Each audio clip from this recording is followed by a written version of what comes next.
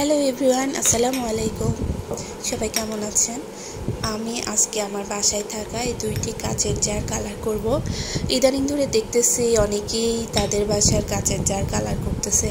এই জন্য আমারও একটু ইচ্ছা জাগলো যে আমার বাসারও কাচের জারগুলো একটু কালার করে দেই। আর এই জারগুলোর ভেতরে আমি প্রয়োজনীয় জিনিসপত্র রাখি, তো সেগুলো একটু রং করে দিই, সুন্দর হবে ব্যাপারটা। তো আমি কালার করা শুরু করে দিয়েছি। প্রথমে আমি সাদা কালার করে নিয়েছি। বলে রাখি আমি অ্যাক্রিলিক কালার করছি। অ্যাক্রিলিক কালার দিয়েই কাচের উপর কালার করব। যে কোনো কালার করার আগে প্রথমে বেসটা সাদা করে নিতে হয়, বিশেষ করে অ্যাক্রিলিকের ক্ষেত্রে। সাদা করে নিলে তার সাদার উপরে তারপরে ছবি আঁকবো। আমি আমার পছন্দ মতো যেটা যেটা দরকার সেটা আমি এঁকে নিব। সাদা ব্যাকগ্রাউন্ড থাকলে ভালো হয়। এখন আমি বোতলটা কালার করার জন্য আমি কি কালার করব সেই কালারগুলো আমি বের করে নিলাম। এখন আমি একটা ডিজাইন ঠিক করেছি, সেই ডিজাইনটা করার জন্য বোতলের উপরে কালারটা করছি। অ্যাক্রিলিক কালার দিয়ে কাচের উপরে যখন কালার করবেন কিছুই করতে হবে না, জাস্ট কালারটা নিয়ে সরাসরি করা যাবে। তবে বোতলটা আর কি ধোয়া যাবে না, শুধু পানি দিয়ে ধোয়া যাবে, কোনো মাজনি দিয়ে মাজা যাবে না, তাহলে রং উঠে যাবে। শুধু পানি দিয়ে ধোয়া যাবে। আর এইগুলো বোতল অবশ্য ধোয়ার কোনো প্রয়োজন পড়ে না। ক্রিয়েটিভ জিনিসপত্র কিন্তু বাসায় থাকার মজা আছে। আসলে সুন্দর করে সাজিয়ে রাখলে দেখতে অনেক সুন্দর লাগে। বাসায় যখন গেস্ট আসবে তখন দেখা যাবে এই ছোট্ট জিনিসটা নিয়ে দেখবে, কথা বলবে, তখন কিন্তু অনেক মজা লাগে।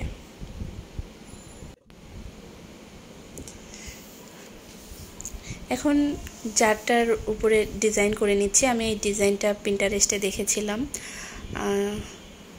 তো কিছু লেমন ডিজাইন হচ্ছে।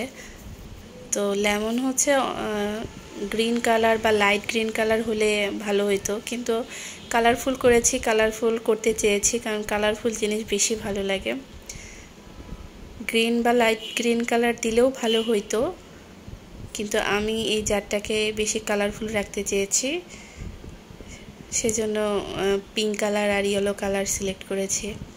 আসলে টুকটাক ছবি আঁকা, রং করা আমার একটা শখের মধ্যে পড়ে। রং আমার কাছে প্রশান্তির একটা জায়গা। অনেককে দেখি কাচের বোতল কালার করার সময় জেসো দিয়ে পুরোটা সাদা করে নেয়। আসলে পুরোটা সাদা করে নিলে তখন বোঝা যায় না যে আসলে এটা কাচের বোতল না প্লাস্টিকের বোতল। তো আমি এই জন্য আমার ডিজাইনটা ওরকম করিনি, আমি ফাঁকা রেখেছি যেন বোঝা যায় যে আমার এটা কাচ, এটা যেন বোঝা যায়। আর এখন আমি উপরে কালার করব মুখাটাতে। তো অ্যাক্রিলিক কালারের আসলে এটাই সুবিধা, সব কিছুতেই কালার করা যায়। এখন উপরের মুখাটায় আমি ইয়েলো কালার করব, এই জন্য ইয়েলো কালারটা নিয়ে নিলাম। গ্লাস কালার করার জন্য আমরা অনেক ক্ষেত্রেই কালার খুঁজে পাই না, সেক্ষেত্রে অ্যাক্রিলিক কালার ব্যবহার করা যায়। অ্যাক্রিলিক কালার বিভিন্ন ক্ষেত্রেই ব্যবহার করা যায়, প্লাস্টিকের বোতল, ফোনের কাভার, ঘরের দেয়ালে, এছাড়া বিভিন্ন লোহা, ইস্পাত, মাটি, ক্লে, সব কিছু কাঠ, সব কিছুতেই অ্যাক্রিলিক কালার ইউজ করা যাবে। মোট কথা আপনার কাছে অ্যাক্রিলিক কালার থাকলে আপনি সব কিছুই রং করে নিতে পারবেন। আর অবশ্যই বলবো, যখন আপনারা কাচের বোতল রং করবেন তখন পুরোটা সাদা করে নেবেন না, একটু ফাঁকা রাখবেন যেন বোঝা যায় এটা কাচ। আর যখন প্লাস্টিকের বোতল কালার করবেন তখন সাদা রং, আসলে অ্যাক্রিলিকের সাদা কালারের অনেক দাম, অ্যাক্রিলিক কালারের তো দাম বেশি। তো একটা জেসো পাওয়া যায়, জেসো আসলে অ্যাক্রিলিকের সাদা কালারের কাজ করে। অথবা যখন আমরা ক্যানভাস পেন্টিং করি, তো ক্যানভাস তো কাপড়ের হয়, কাপড়ের কাপড়টা মসৃণ করে নেওয়ার জন্য আসলে জেসো আগে ইউজ করতে হয়। তো জেসো বাজারে, জেসো বললেই জেসো পাওয়া যায়। জেসো সব কিছুতে কালার করে সাদা রঙের কাজ করে। জেসো করে নিলেই আপনারা অনায়াসে প্লাস্টিকের বোতল কালার করতে পারবেন।